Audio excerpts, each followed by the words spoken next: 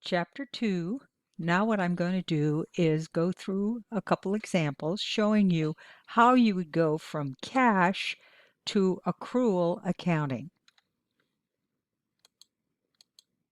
Now, cash accounting produces a measure called net operating cash flow. It's the same as your cash flow statement, where we convert accrual accounting to cash accounting. It is the difference between the cash receipts and the cash payments from transactions related to providing goods and services to customers. But remember, cash accounting is not GAAP because it doesn't take into account the two principles. We have to recognize revenue when it's earned, and we have to record expenses when they are incurred. So again, accrual accounting is GAAP, and again, that requires the recording of revenue when it's earned and expenses when they're incurred. And cash is not the driver for recording transactions. So we're going to go through an example. Now, this first example is exactly like your homework, number 4 in Chapter 2. So here's our problem. What we have is they have recorded cash receipts and cash disbursements and nothing else. And we know we took in for the year $410,000 in cash and we dispersed $354,000, and we have some additional information which we need in order to do accrual accounting. So, first thing we're going to do is figure out our revenue. So, we first look at how much did we collect from customers, but we also need to know, do customers still owe us money? That would become an accounts receivable under accrual accounting. So to get our sales revenue, it's going to be our collections from customers plus the amount owed by customers. Next, we're going to do our cost of goods sold. We're going to look at what did we purchase in goods, do we still owe suppliers, and do we have any goods on hand? So we're going to take the purchase of goods plus the amount due suppliers, which also becomes an accounts payable on the balance sheet, and we subtract out any inventory on hand, which becomes a current asset on the balance sheet. So that gives us gross profit of $142. Now we have to look at our other operating expenses. First, we're going to look at salaries. So we paid 80,000 salaries, but we need to find out, do we still owe any? Which we do. So we're going to take the amount paid and the amount owed, which on the balance sheet would become salaries payable, and that gives us 85,000. Then the next thing we're going to look at is rent. Now, we spent 14,000 in rent. However, it tells us that included in that was a payment for 3,000 that covered 3 months' rent, and it was paid on November 1st, which means only 2 of the 3 months have gone by. So that means we have to subtract out 1,000, which will become a prepaid rent and an asset on the balance sheet. Next, we look at the purchase of equipment, because if we bought equipment, that means we're going to have to depreciate it. And it says here that it has a 10-year life and it was bought on January 1 using straight line if we'd used it. So we end up with $3,000 for depreciation expense. So now we know we're going to have an asset on the books of $30,000, but accumulated depreciation in our contra account of $3,000.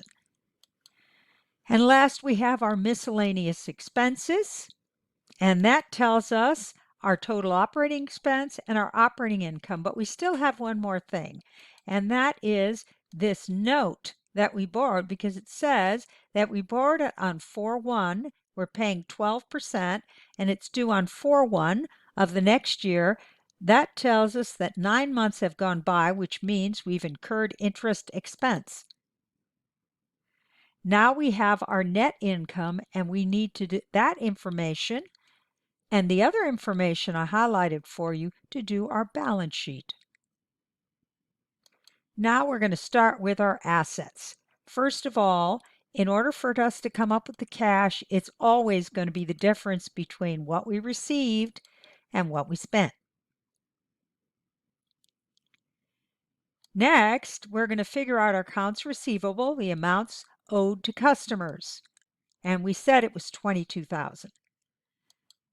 Then we have our prepaid rent. We said a month applied to January in the next year. Then we have our inventory on hand. That's the amount that hasn't been sold, so we can't expense it. We have to treat it as an asset. So that gives us our total current assets. Now, do we have any other assets? Yes, we have that piece of equipment we bought. So that's $30,000 less $3,000 accumulated depreciation. Now we have our total assets, and we know that our liabilities and equity must equal 156. So now we're going to start with our liabilities. We know we owe customers $30,000. We know we have salaries payable of $5,000. We know we have a notes payable of $40,000. And we know we have interest payable of $36,000. That gives us total liabilities of $78,600. Now, common stock, we know we issued $50,000 worth, and we know what our net income is. That's the only thing that would be in retained earnings because we didn't pay any dividends. And we add it up and we get the 156, which is exactly the same, which means we balance. So that's how you would work your homework program. So now let's take a look at another one just to get you still a little more familiar with going from cash to accrual accounting and why we do it. I think the next example shows you that. All right. On January 1st, Mike formed a computer company and invested $90,000, and the following transactions occurred. First, he paid $6,000 in advance for 3 months' rent. Now, on a cash basis, we'd have to record the $6,000. On accrual basis, we'd only show 2 because only 1 month has gone by. We purchased 40 computers, all for cash. That gives us $82,050. It would appear on our cash-based accounting, but nothing would appear on the income statement. It would only appear on the balance sheet if we hadn't sold anything, because under accrual-based accounting, we cannot record an expense until we've completed our transaction, i.e. a sale.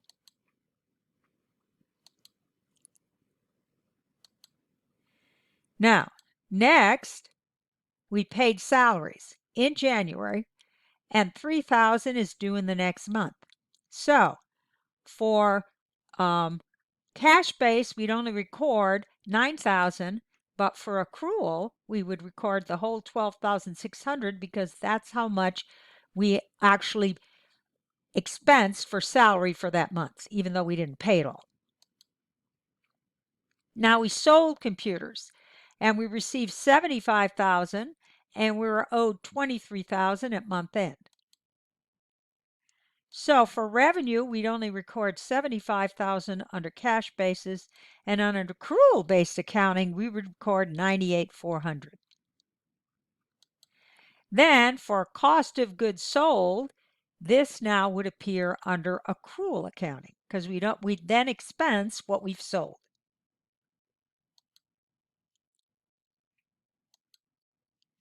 Now the last thing we have is other, where we had $10,400 in operating expenses, but $2,000 is payable in the next month.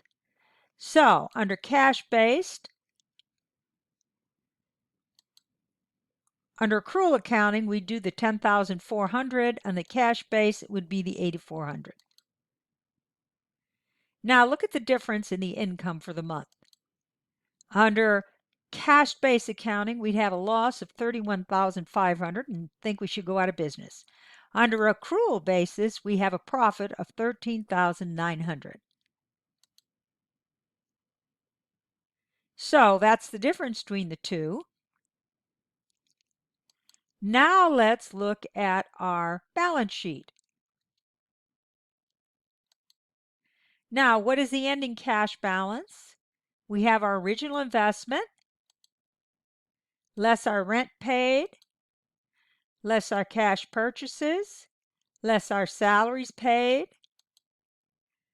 plus our cash sales, and then less our operating expenses. So our cash balance is $58,500, and that's going to be the same whether you do cash or accrual accounting.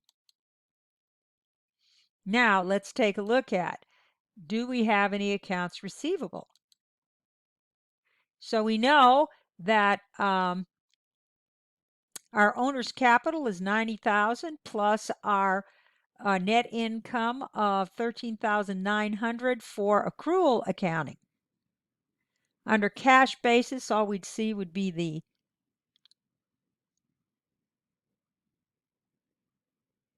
$58,000.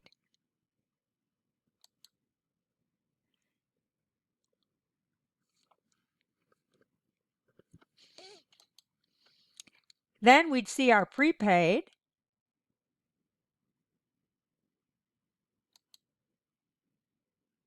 and our inventory. Again, we wouldn't show any of that for accrual accounting.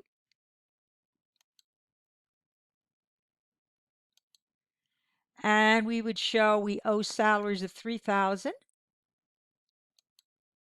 And we'd show our accounts receivable of $23,400. And we would see accounts payable of $2,000. So this is what we would see on our balance sheet.